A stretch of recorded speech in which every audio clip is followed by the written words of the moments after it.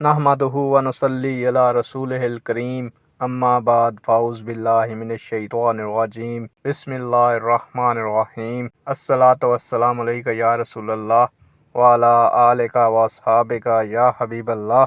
अस्सलामु अलैकुम मुअज़्ज़ज़ नाज़रीन व सामीन, उम्मीद करता हूँ कि आप सब अल्लाह के फजल व करम से ठीक हैं और अल्लाह ताला से दुआ करता हूँ कि अल्लाह ताला आप लोगों को खुश व खुर्रम रखे और आप लोगों की तमाम तकालीफ परेशानियों को दूर फरमाए। आज की वीडियो का अनवान है, क्या मुर्दों से जिंदों की तरह हया करनी चाहिए। उम्मीद करूँगा कि ये मालूमात आपके इल्म में इजाफ़ा फरमाएगी और आप इस वीडियो को शेयर करेंगे, चैनल को सब्सक्राइब करेंगे ताकि दूसरे लोग भी इस मालूमात से मुस्तफ़ीद हो सकें।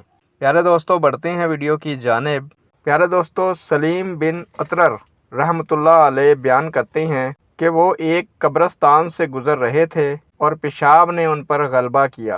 प्यारे दोस्तों, मैयत को इन चीज़ों का शऊर है। अगर शऊर ना होता तो कब्रिस्तान में लोग क़ज़ाए हाजत करने जाते और फिर जाते हुए शर्माते भी ना। इस बात का मैं आपको बताता चलूँ कि मुर्दों से हया करना उनके शऊर और अदारक पर दलालत करता है। मुर्दा यानी मुर्दे भी इस बात का शऊर और अदराक रखते हैं और उनसे भी हया करनी चाहिए।